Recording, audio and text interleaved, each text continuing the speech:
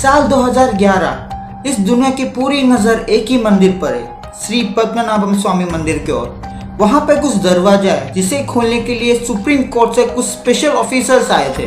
उस ऑफिसर ने उसमें वहां पर 2 रूम है, उस रूम में सेक्शन ए सेक्शन बी। वहां का सेक्शन ए खुलते ही सबसे चौंका देने वाली बात वहां घट रही है। मतलब इस दुनिया की world richest temple Shri Padmanabham Swamy मंदिर बन रहा है। लेकिन और एक बात वहां हो रही है, सेक्शन बी मतलब रूम बी, उसे खोलने की कोशिश किया जा रहा है लेकिन वो खुल नहीं रहा। आज हम जाएंगे केरला तिरुवनंतपुरम डिस्ट्रिक्ट पर और श्री पद्मनाभम स्वामी मंदिर की ओर। Welcome back to my channel Sudesh मिस्त्री।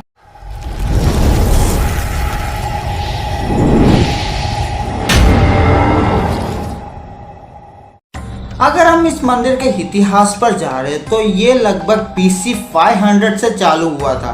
मतलब ये मंदिर कंस्ट्रक्ट होना BC 500 से चालू हुआ था और ये कंस्ट्रक्ट अनफॉर्चुनेटली हुआ नहीं था। इसी कारण ऐसा टाइम साल सब बहुत आगे बीतने लगा। बीतते बीतते इस मंदिर के अंदर कंस्ट्रक्शन के लिए चोला पांड्यन महाराज लोग ने भी इसके अंदर बहुत दान किया था, सोने वगैरह सब दान दिया था, लेकिन अच्छे से हुआ नहीं था। बार बार ये टूट रहा था, मतलब बन रहा है टूट रहा है, यही चल रहा था इसका बीच में। फिर अभी जो मंदिर हम देख रहे श्री पद्मनाभम स्वामी के मंदिर हम जो देख रहे उसको श्री अनिरुद्ध तिरुनाल महाराज ने कंस्ट्रक्ट किया था। मतलब उस महाराज ने इसे कंस्ट्रक्ट किया था आज जो हम मंदिर देख रहे हैं। फिर ऐसे टाइम बीतने लगा। हम अगर 1940 के तरफ देख रहे तो इंडिया को आज़ादी हुआ था उस टाइम ट्रावनकोर का महाराजा ने यही सोचा था, उस टाइम का महाराजा ने यही सोचा था कि ट्रावनकोर को हम अलग ही देश बना के रखेंगे, मतलब इंडिया से अलग ही देश बना के रखेंगे। इसी कारण ट्रावनकोर इंडिया से अलग ही देश था पहले। फिर वहाँ के राजा के पास सरदार वल्लभ भाई आकर डिस्कशन सब कर उनको मनाकर फिर ट्रावनकोर का महाराज ने बोला ठीक है हम भी इंडिया का एक हिस्सा बनेंगे, मतलब ट्रावनकोर को इंडिया के अंदर जोड़ देंगे। लेकिन वहाँ पे ट्रावनकोर का महाराजा ने सिर्फ एक ही कंडीशन रखा था। कंडीशन ये था कि अगर ट्रावनकोर इंडिया के अंदर आ रही है तो फिर वहाँ के जो मतलब श्री पद्मनाभम स्वामी का जो मंदिर है वहाँ पर इंडिया का गवर्नमेंट का कोई वहाँ पर हक नहीं रहेगा। ट्रावनकोर का जो फैमिली है, रॉयल फैमिली है, उनका ही हक रहेगा। और इसी कारण सरदार वल्लभ भाई पटेल ने उस कंडीशन को मानकर ट्रावनकोर को इंडिया के अंदर जोड़ दिया। लेकिन वहाँ का जो श्री पद्मनाभम स्वामी का मंदिर का जो हक है वो अभी भी रॉयल फैमिली को ही जाता है, मतलब ट्रावनकोर के महाराज के फैमिली को ही अभी भी वो हक है। ऐसे ही साल और आगे बीतने लग रहे, बहुत आगे चला गया। अब हम जाएंगे डायरेक्ट 2009 में। मतलब 2009 में एक बहुत बड़े इशू क्रिएट हो रहा है रॉयल फैमिली में हक को लेकर। मतलब श्री पद्मनाभम स्वामी के मंदिर के ऊपर के हक को लेकर फैमिली के अंदर ही झगड़ा होना चालू हो गया। फिर ये बात पहले पूरा गांव में फैल गया। ऐसे धीरे करते करते कोर्ट तक बात पहुंच गई। हाई कोर्ट से डायरेक्ट गए ये बात सुप्रीम कोर्ट के ओर। जब बात सुप्रीम कोर्ट तक पहुंच गई थी फिर वहाँ के कोर्ट मतलब वहाँ का कोर्ट का डिसीजन ये था कि उसके ऊपर अच्छे से इन्वेस्टिगेशन किया जाए, क्योंकि फैमिली के अंदर ही इतना सारा झगड़ा हो रहा है तो ऐसा तो कोई तो चीज़ होगा जिसका वजह से ये लोग इतना झगड़ रहे। मतलब उस मंदिर में ऐसा क्या है जिस वजह से ये लोग इतना झगड़ रहे। इसी कारण वहाँ से कुछ स्पेशल ऑफिसर्स को केरला भेजा गया इन्वेस्टिगेशन करने के लिए।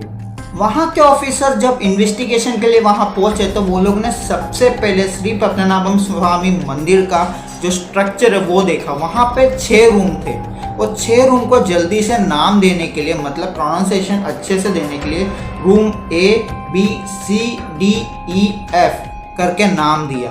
फिर वो लोगों ने वहाँ पर पूछा, मतलब सेक्शन A मतलब रूम ABCDEF, वहाँ पे जो लास्ट के 2 रूम थे मतलब E और F, वो सबसे बड़ा रूम है, मतलब एकदम हॉल टाइप का रूम था वो, तो उसे खोला नहीं। मतलब खोलने की ज़रूरत नहीं पड़ी क्योंकि उस रूम के बारे में सबको पता था। फिर बचा ABCD और उसके अंदर से ABCD और C और D वो बीच बीच में खोलते थे, क्योंकि मंदिर के जो पूजा के जो सामान है वो ये 2 सेक्शन ये 2 रूम में रखते, तो ये लोग दोनों बीच बीच में रूम खोलते ही रहते थे, तो वो भी खोलने की ज़रूरत नहीं पड़ा। फिर बचा रूम ए और बी, और इसे खोलने की वो लोग ने कोशिश थी ये खोलने की, और वो लोग चल पड़े। जब वो लोग ने सेक्शन बी खोलने की कोशिश की तो कोशिश करते वो खुल गया। सेक्शन ए मतलब रूम ए तो खुल गया। रूम ए खुलते वो लोग अंदर गए तो नीचे की तरफ बहुत सारी सीढ़ियाँ दिखी उन्हें, तो वो लोग उसके पीछे पीछे गए। जाते जाते उनको ऑक्सीजन लेवल कम होते गया।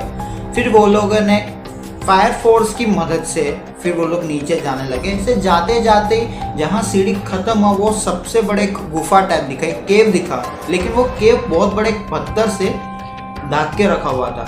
इसी कारण वो लोग ने बहुत दम लगा कि उस पत्थर को वहाँ से हटाकर जब वो लोगों ने उस रूम को देखा तो सब के सब वहाँ ही चौंक के खड़े हो गए, क्योंकि पूरी दुनिया में जितना सोना नहीं होगा उतना वो लोगों ने वहाँ पर देखा।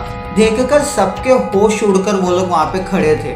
उसके अंदर बहुत सारे सोने, बहुत बड़े बड़े नेकलेस, सोने वगैरह, डायमंड्स वगैरह सब, मतलब आउट ऑफ कंट्री के डायमंड्स वगैरह सब थे उसके अंदर। कॉइन्स, कैश सब कुछ पड़े थे।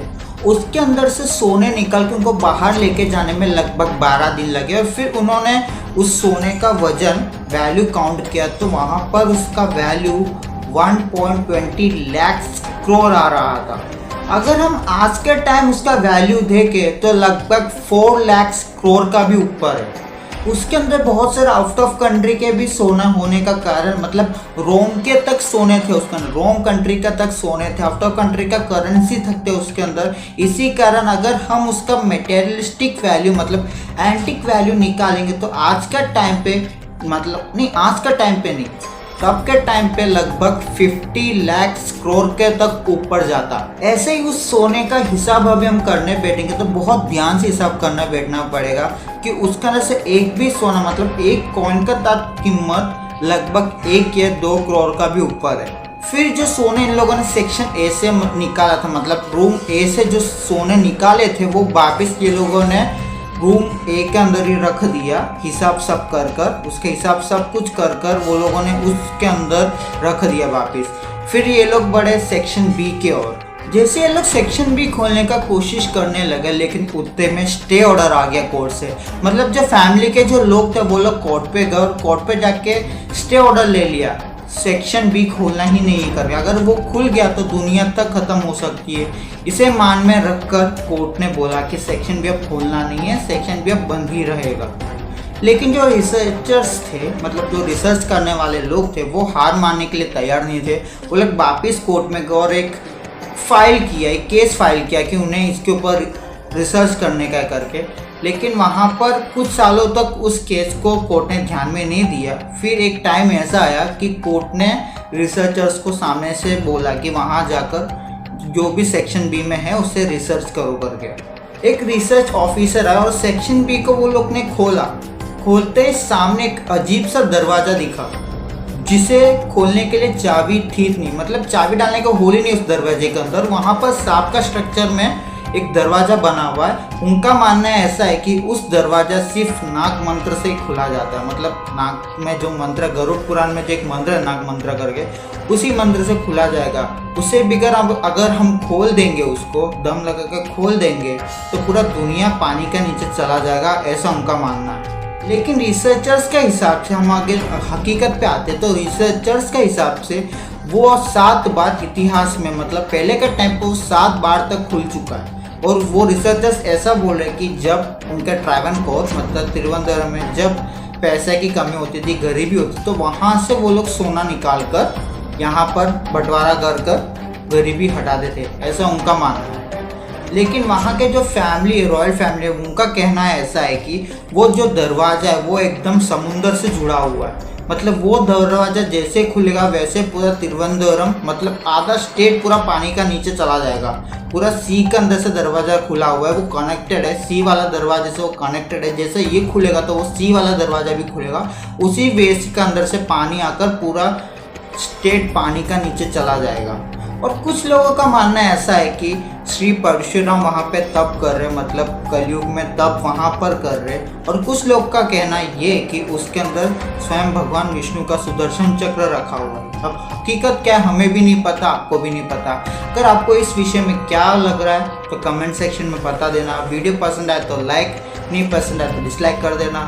सब्सक्राइब किए तो जाना ही मत, सब्सक्राइब भी कर देना। नेक्स्ट वीडियो में मिलने तक सुधीश कुमार साइनिंग ऑफ।